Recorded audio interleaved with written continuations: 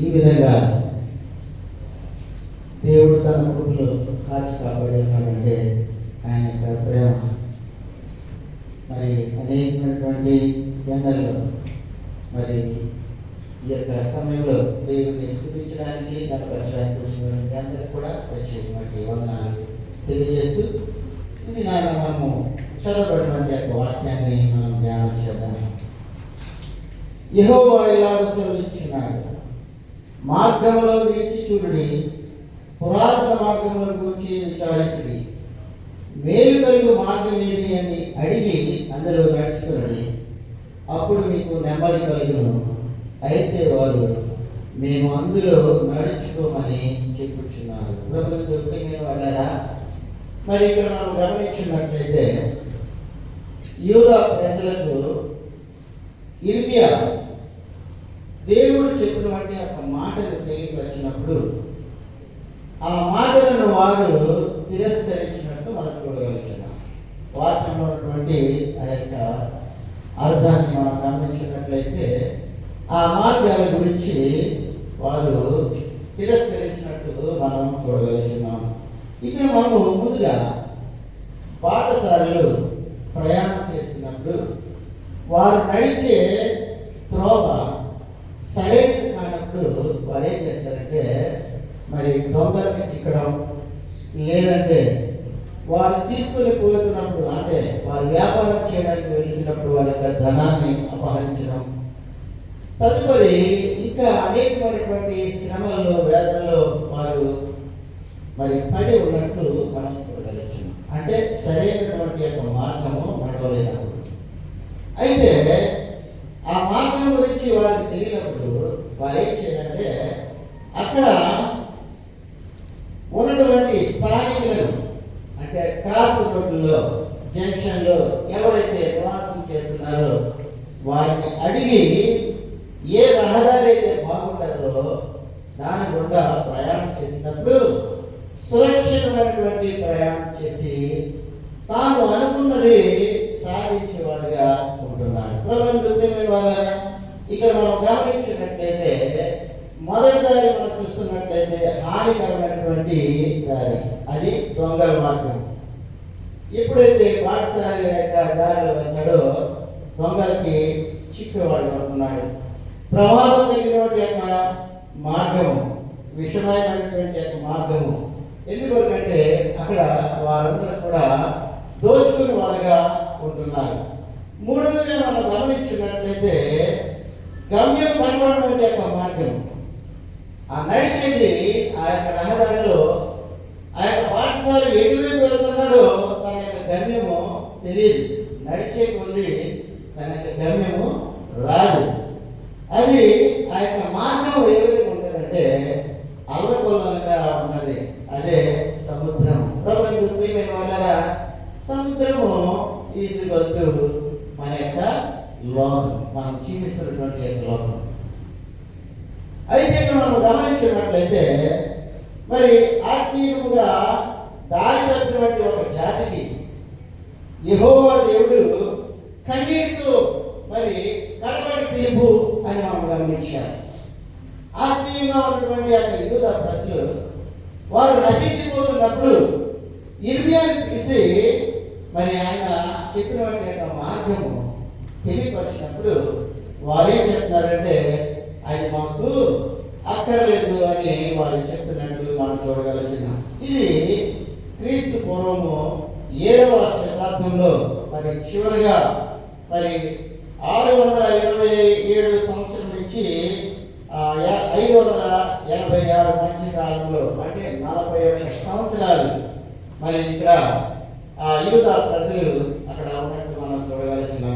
ముఖ్యమైన వాళ్ళరా మరి ఇర్మియా ఆమోస్ కుమారుడైనటువంటి యెషయా మరి యూదాకు రాజయ్యగా ఆయన యొక్క ఏలుబడిలో 13 సంవత్సరాలు యెహోవా వాక్కు ఇర్మియాకు వినిపించినది.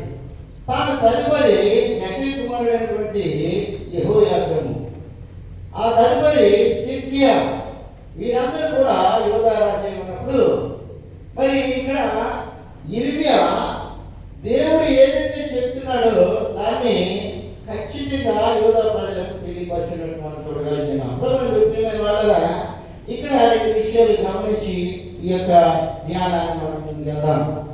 గర్భంలో నేను నీవు రూపింపక మునిపే నేను ఎరిగితిని, నీవు గర్భం నుండి బయట పడక మునిపే నేను నిన్ను ప్రతిష్ఠించుకుని, జనములకు ప్రవర్తగా నిన్ను నియమించుకుని. ప్రభువునందు ప్రియమైన వాళ్ళరా, ఇర్మీయాకు దొరికినటువంటి ఆ యొక్క ధన్యత, ఆయన పుట్టక మునిపే దేవుడు ఆయన్ని ఎన్నుకొని ఉన్నాడు.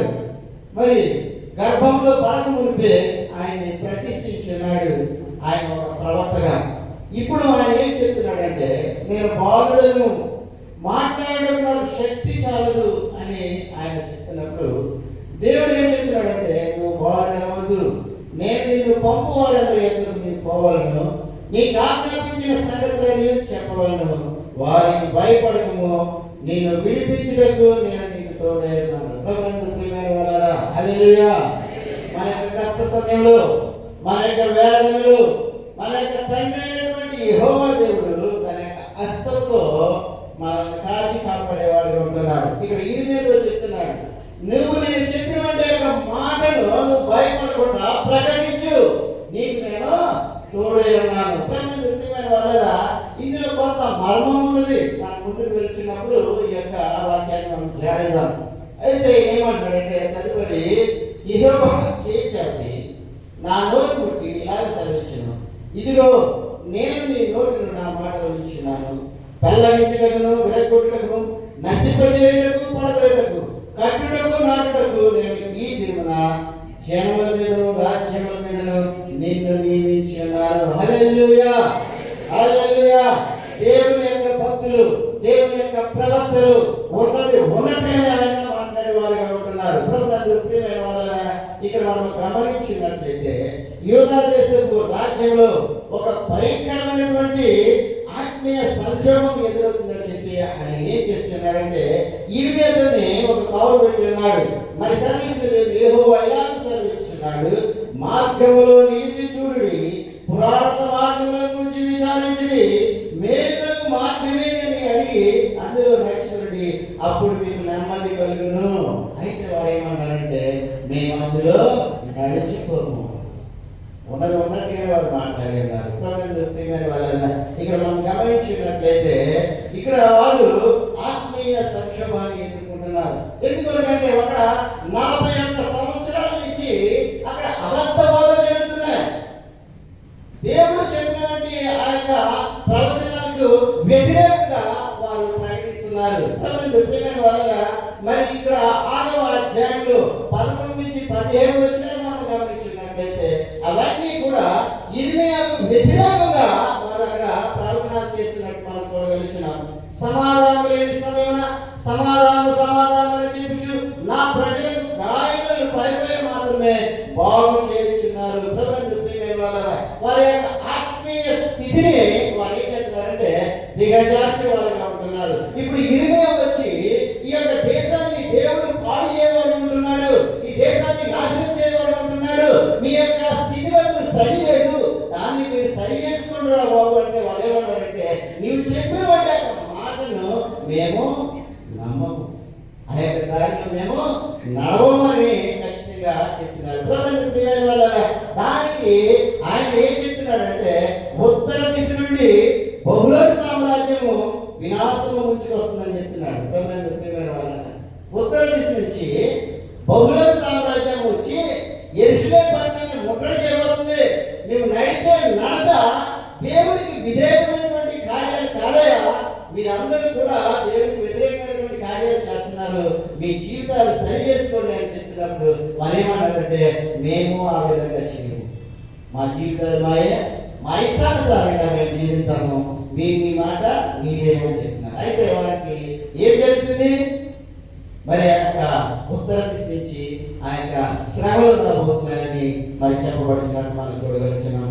అబద్ధ ప్రవక్తలు మరియు అవినీతిపరులైనటువంటి యాజకులు సమాధానం అని చెప్పి ప్రజలను భ్రమ పెడుతూ వారి యొక్క ఆత్మీయ స్థితిని ఏం చెప్తారంటే గుడ్డితనం కలిగజేస్తున్నారు. ప్రభువునందు ప్రియమైన వాళ్ళ, మరి నిజ దేవుడైనటువంటి యెహోవా చెప్పినటువంటి యొక్క మాటలను వారు లెక్క చేయకుండా ఇర్మీయాకు వ్యతిరేకంగా వీరేం చేస్తున్నారంటే సమాధానం సమాధానం అని చెప్పి వారిని అరిచేవారుగా ఉన్నట్టు మనం చూడగలుగుతున్నాం. ప్రభుత్వం ప్రియమైన వాళ్ళ ఇలాంటి ప్రమాదకరమైన వాతావరణంలో మరి పరిశుద్ధాత్మ దేవుడు మరి ఒక అద్భుతమైన మరి రూపకల్పన చేస్తున్నాడు.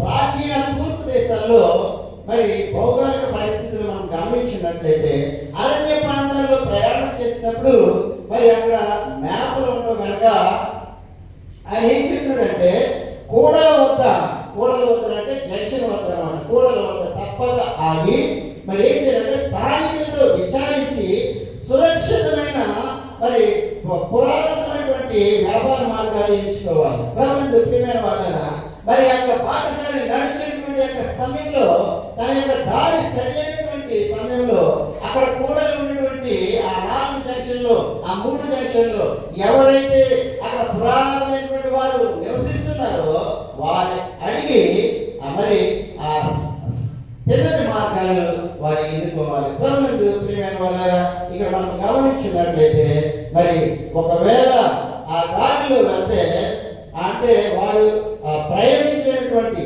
సరైనటువంటి దారిలో వారు వెళ్ళకపోతే వారి యొక్క జీవితాలు ఏమవుతాయంటే బందిపోటు దొంగల చేతను ప్రాణాలు కోల్పోతారు, లేదా ఇసుక తుఫానుతో మరి వారు నశించిపోతారు. ప్రభుత్వ అరణ్య ప్రాంతంలో నడిచే పాఠశాల యొక్క జీవన విధానం. అయితే ఇక్కడ మనం గమనించినట్లయితే దేవుడు సరిగా ఇదే చిత్రాన్ని తన వాక్యంలో ప్రవేశపెట్టి నాశనంలో అంచులో ఉన్నటువంటి ఆ యొక్క కోడల్లో ఉండి మరి యూదా ప్రజలను ఆగి విచారించి సురక్షితమైన ఆత్మీయ మార్గంలో నడవాలని ఆయన ఆజ్ఞాపించున్నాడు. అయితే వారు ఏం చేస్తున్నారంటే ఈ యొక్క మార్గం మాకు అక్కర్లేదని వారు చెప్తున్నారు. ముఖ్యమైన వాళ్ళ మన యొక్క చదవబడినటువంటి యొక్క వాక్యంలో నుంచి ఒక విషయం మనం గమనించినట్లయితే మార్గంలో నిలిచి చూడుడి, పురాతన మార్గంలో గురించి విచారించడని అక్కడ చెప్తున్నాడు. మరి కాలదోషాన్ని బట్టి సాంప్రదాయం అంటే కాదు, కానీ అక్కడ ఆ యొక్క పురాతన మార్గాల గురించి మనం గమనించినట్లయితే సీనాయి పర్వతం వద్ద దేవుడు తన ప్రజలతో చేస్తున్నటువంటి యొక్క నిబంధనలు మనం జ్ఞాపకం చేసుకోవాలి. ఆ నిబంధన ఎవరితో చేస్తున్నాడు? ఇశ్రాయేలు ప్రజలు అరణ్య ప్రాంతంలో మరి కానాను దేశానికి ప్రయాణించినటువంటి 40 సంవత్సరాల్లో దేవుడు మరి అక్కడ సీనాయి కొండ మీద మరి ఇశ్రాయేలు ప్రజలతో ఒక నిబంధన చేసుకున్నాడు. ఏంటది? 10 ఆజ్ఞలు వారికి ఇచ్చున్నాడు. మోషే ఇచ్చినటువంటి ధర్మశాస్త్రాన్ని వారు ఏం చేశారంటే మరి పితరులు లేనటువంటి అబ్రహాము, ఇసాకు, యాకోబు మరి వారి ద్వారా మరి వారు నడిచినటువంటి ఆ యొక్క మార్గాలను దేవుడు మోషేకి తెలియపరుస్తున్నాడు. పురాతనమైనటువంటి మార్గాల గురించి అక్కడ చెప్తున్నట్టు మనం చూస్తున్నాం. దేవుడు వారిని గుడ్డిగా నడవని శాసించట్లేదు, కానీ ఆయన చెప్పినటువంటి ఒక మాట అక్కడ విచారించి ఆత్మకు క్షేమం కలిగే మార్గాలను వివేచించి ఎన్నుకోమని వారికి బాధ్యతలు అప్పగించినట్టు మనం చూడగలుగుతున్నాం. అయితే ఆ ప్రజలు ఏం చేస్తున్నారంటే దేవుని వాక్యం అనే సురక్షిత మార్గాన్ని వదిలి డబ్బు కోసం, రాజకీయ పలుకుబడి కోసం ఇప్పుడు ఐగుప్తుతో పొత్తు పెట్టుకుని వారు ఇష్టానుసారమైనటువంటి యొక్క మార్గాలు వారు నడిచినట్టు మనం చూడగలుగుతున్నాం. ప్రియమైన వాళ్ళ అబద్ధ ప్రవర్తన చూపించినటువంటి ప్రమాదకరమైనటువంటి కొత్త దారిలో ఎంచుకున్నారు. దేవుని పిలుపుకు వారు మేము అందరూ నడుచుకోమని వారు చెప్తున్నారు. అయితే అక్కడ జరుగుతున్నటువంటి యొక్క సమయంలో వారి యొక్క హృదయాలు ఏమైందంటే కఠినపరచబడి ఉన్నాయి, ధిక్కరించినటువంటి యొక్క స్వభావం కలిగి ఉన్నది. వారు భయంకరమైనటువంటి మూల్యాన్ని చెల్లించుకున్నారు. క్రీస్తు పూర్వము 586వ సంవత్సరంలో బబులోను రాజు బందీగా చేస్తున్నాడు. దేవుని మందిరం తగలబెట్టి ఉన్నాడు, బానిసలుగా తీసుకుని పోయి ఉన్నాడు. వారు కళ్ళ ఎదురుగానే ఆ యొక్క దేవాలయాన్ని కాల్చబడినట్టు మనం చూడగలుగుతున్నాం. ఇటువంటి పరిస్థితుల్లో ఇర్మియా కాలంలో నెమ్మదిలేనటువంటి ఆ యొక్క సమయంలో మరి దేవుడు వారిని బ్రతిమలాడాడు. మీ యొక్క జీవన విధానంలో మీరు మంచి మార్గాల్లో మీరు నడవండి, పురాతనమైనటువంటి యొక్క మార్గాల్లో మీరు విచారించి తెలుసుకొని మీ మార్గాల్లో ప్రయాణం చేయండి ఆయన ఎంతో బ్రతిమలాడినప్పుడు కూడా మరి వారు ఏం చేశారంటే మరి ఆ యొక్క పదాన్ని మనం గమనించినట్లయితే యేసుక్రీస్తు వారు మరి సువార్తలో చేసినటువంటి యొక్క వాగ్దానం మనం గమనించినట్లయితే నూతన నిబంధనలో మత్తయి సువార్త 11వ అధ్యాయము 29వ వచనంలో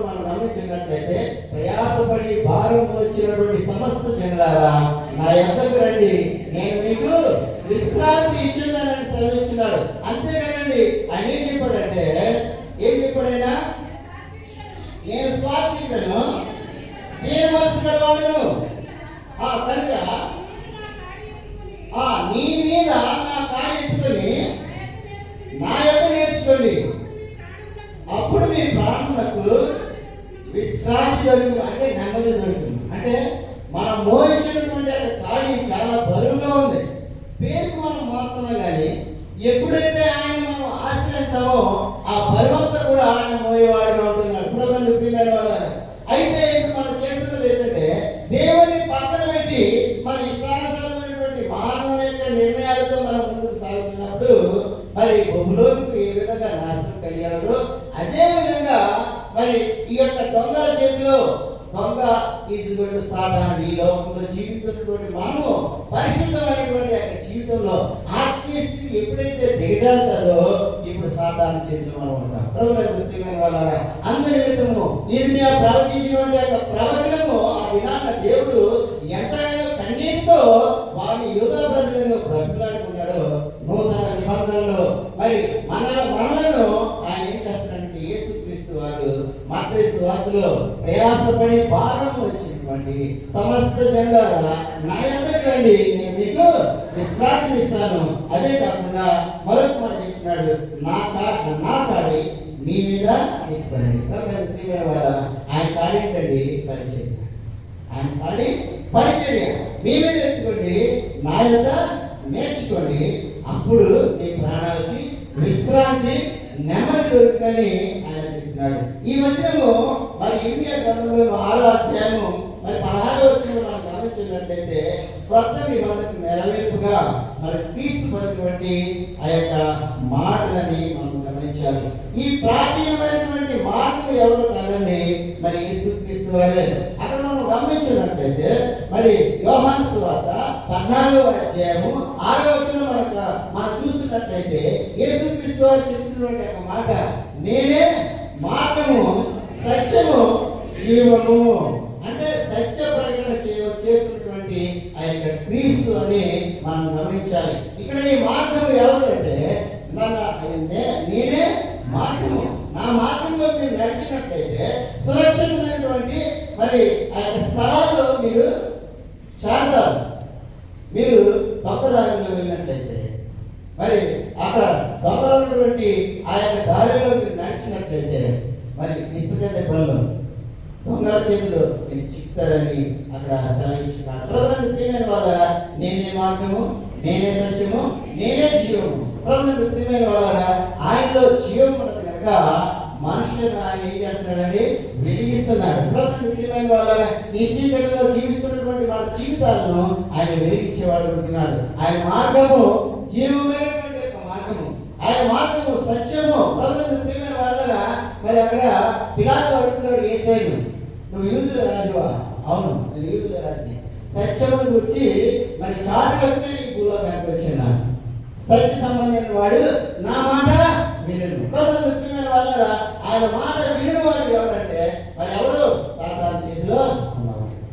ముఖ్యమైన వాళ్ళ మరి ప్రాచీన మార్గంలో మరి ఈ మాట చెప్తున్నటువంటి యొక్క రహదారిలో ఉన్నటువంటి ఈ నేనే మార్గం అని ఆయన చెప్పినట్టు మనం చూడగలుగుతున్నాం.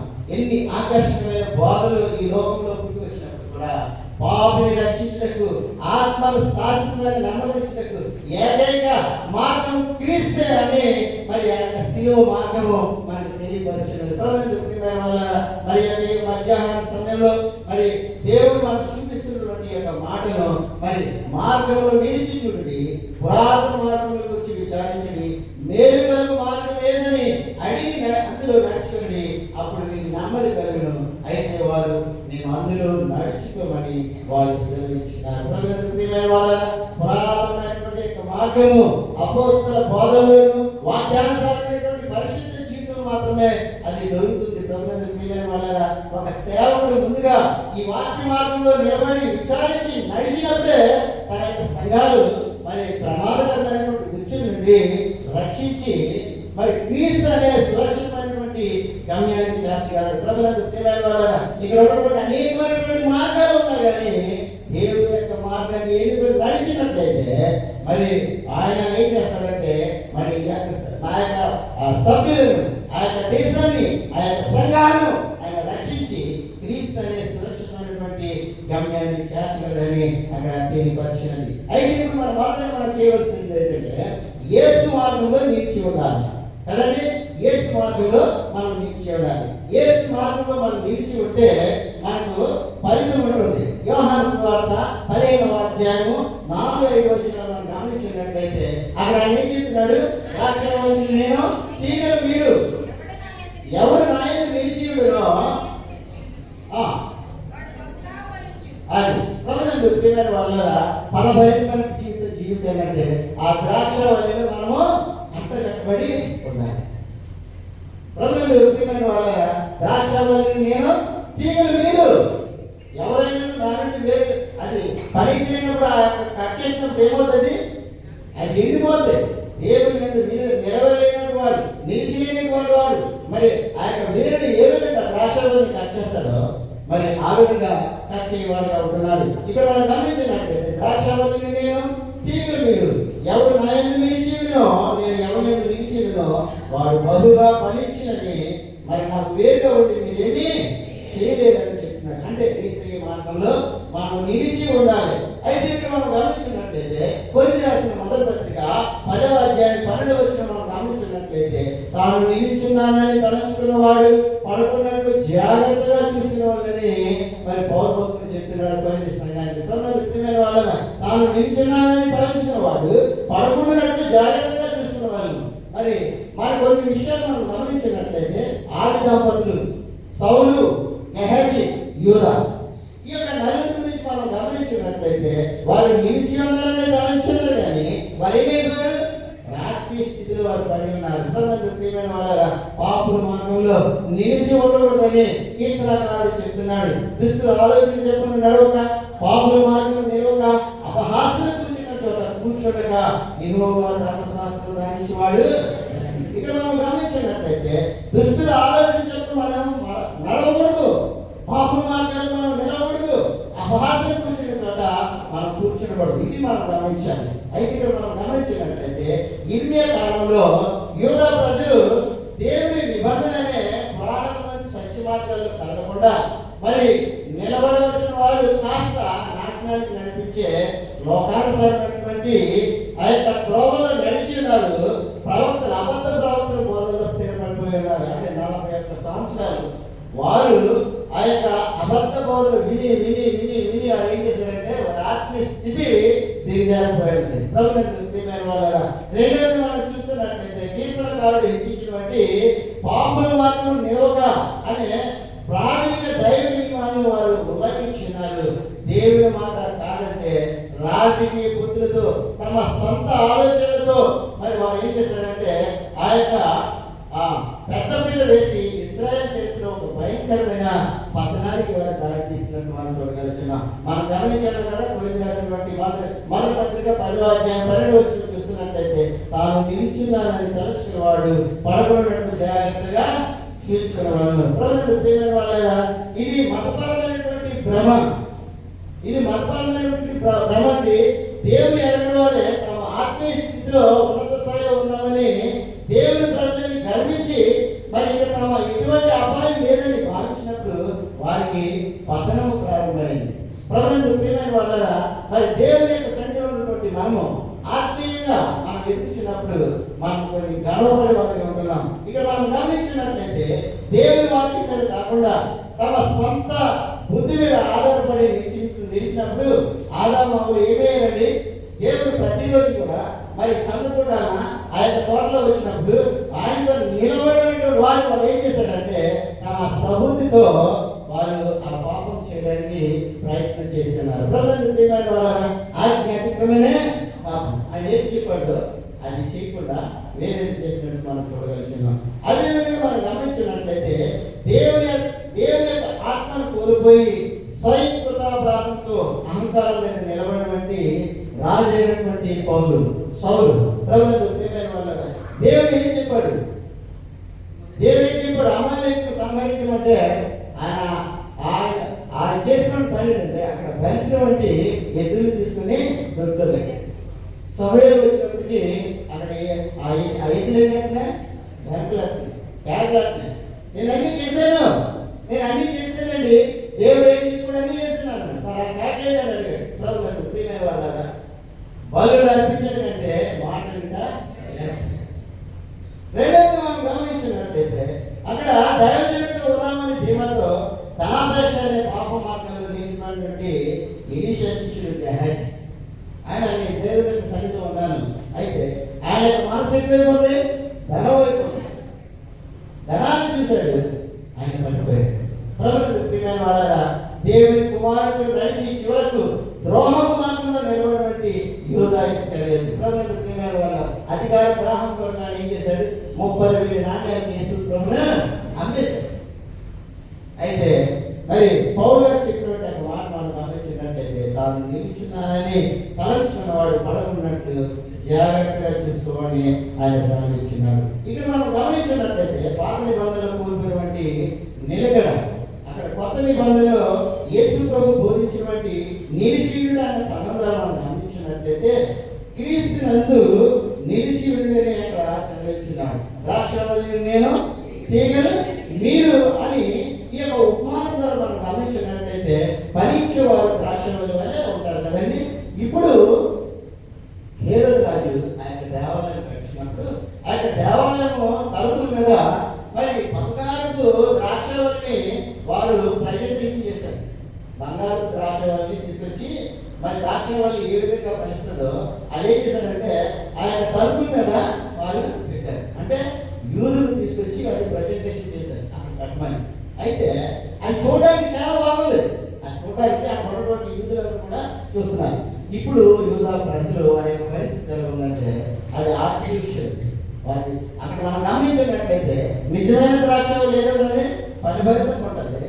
మరి అక్కడ తలుపు మీద పెట్టినటువంటి బంగారపు ఆ యొక్క ద్రాక్షవల్లి చూడటానికే బాగుంటుంది కానీ ఫలభరితమైనటువంటి జీవితము లేదు. ప్రభుత్వమైన వాళ్ళ క్రైస్తవ సోదరులారా, మన యొక్క జీవితాలు ఈ యొక్క మధ్యాహ్న సమయంలో ఏ విధంగా ఉన్నది మనం పరీక్షించుకోవాలి. ఇక్కడ మనం గమనించినట్లయితే లోక సంబంధమైన పద్ధతులు అనుసరించి ఆత్మీయ మరణానికి దారితీస్తున్నాము. నిజమైన ఫలభరితమైనటువంటి పరిచర్య క్రీస్తునే పురాతనమైనటువంటి సజీవ మార్గంలో నడిచినట్లయితే మనం ఫలించగలము.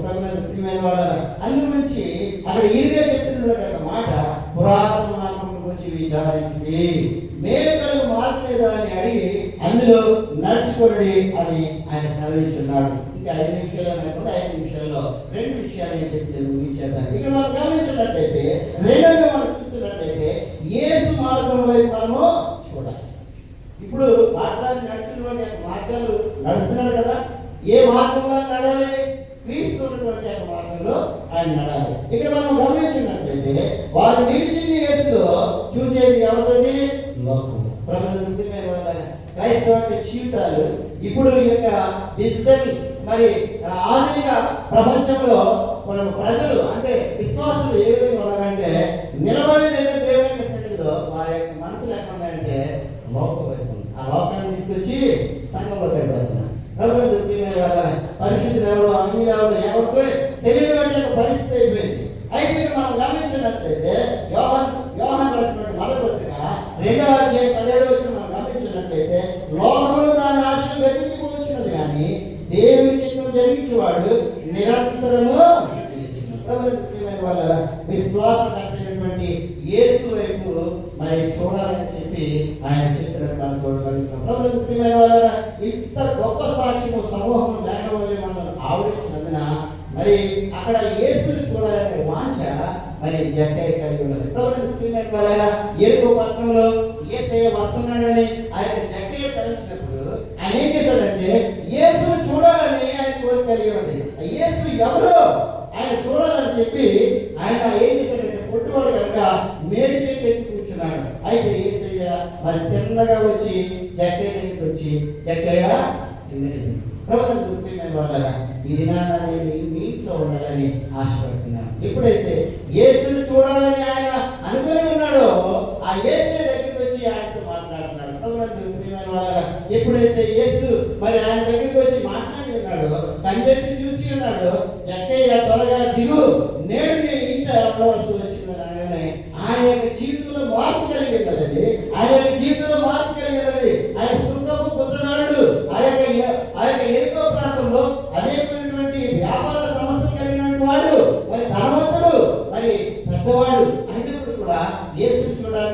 ఆయన యొక్క పరిస్థితిని ఏమి కూడా ఆయన చూడకుండా పక్కకు పెట్టి మేడి చెట్టు ఎక్కి చూస్తున్నాడు. ఆ యేసుని నేను చూడాలని చెప్పి వాళ్ళ ఇక్కడ మనం గమనించినట్లయితే జక్కయ్య ఎప్పుడైతే మాట్లాడి ఉన్నాడో తన హృదయంలో మార్పు కలిగి ఇప్పుడు ఆయన ఏమంటాడంటే, మరి జక్కయ్య నా ఆస్తుల సగము పేదలకు ఇచ్చిస్తున్నాను, నేను ఎవరి చేత అన్యాయంగా తీసుకునేలా 4 గంటలు నేను చెల్లిస్తాను.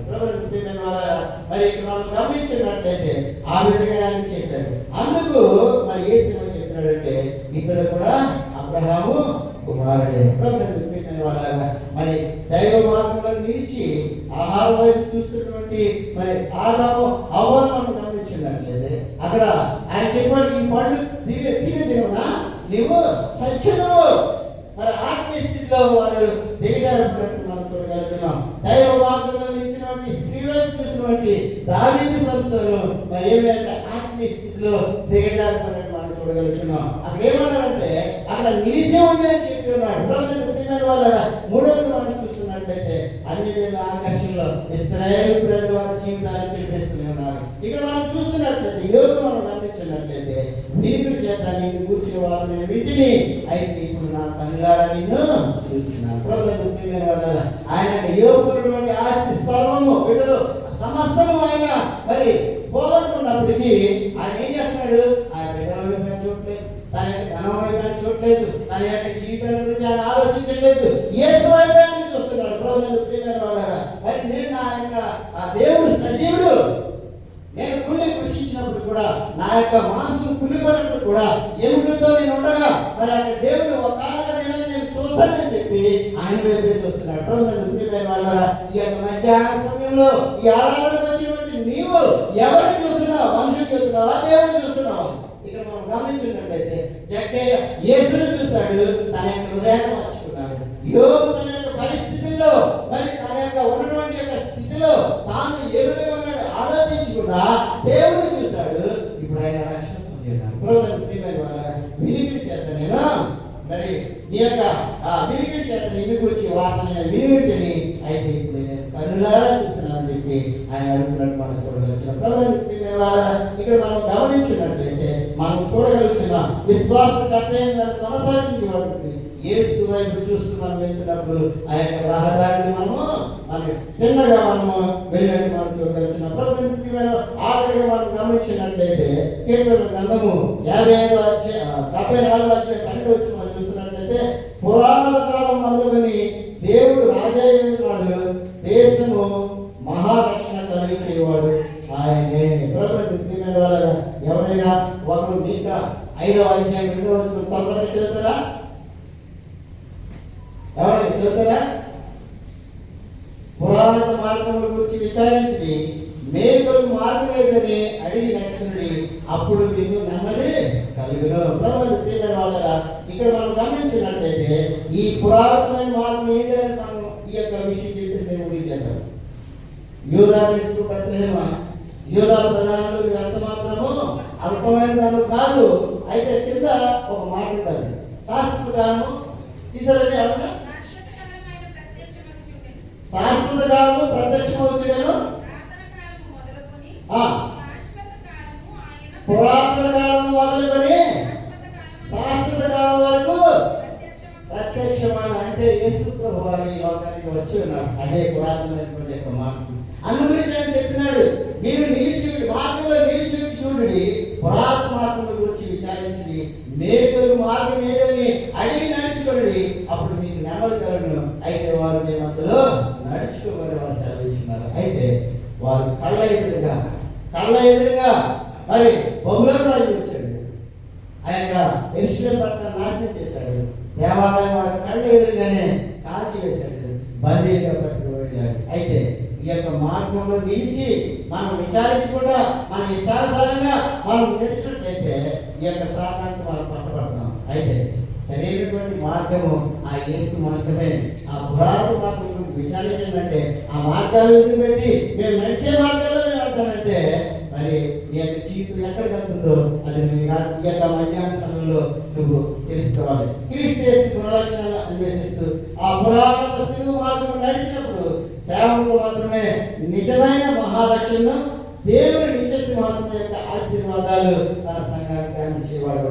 అంటే క్రీస్తులో మన యొక్క జీవితాలు మనము కలిసి ఆయనతో మనం నడిచినట్లయితే మనలను, మన కుటుంబాలు, మన దేశాలు, మన సంఘాలను ఆయన ఆశీర్వదించేవాడు ఉంటాము. అయితే ఇప్పుడు మనము అందులో మేము నడుచుకోవాలని చెప్తే మరి యూదా ప్రజలకు ఏ గతి పెట్టిందో అదే గతి మరి విశ్వాసులకు మనకు కూడా పెట్టేవాడుగా ఉంటుంది. అయితే ఆ యొక్క విషయాన్ని తెలియపరిచినట్టు ఇర్మియాను మరి యూదా ప్రజలకు చెప్తున్నప్పుడు వారు అంగీకరించలేదు. అయితే వినేటువంటి యొక్క మార్గము పురాతన కాలం మొదలుకొని దేవుడు రాజయ్యన్నాడని, దేశం మహారాష్ట్ర కలిగేస్తాడని ఆయన కనుక ఆయన యొక్క మార్గం ఏదని చెప్పి నేనే మార్గము, సత్యము, జీవము, ఆ మార్గంలో మనం నడిచినట్టు దేవుడు తన కృప ఇచ్చిన దాకా ఆమేన్.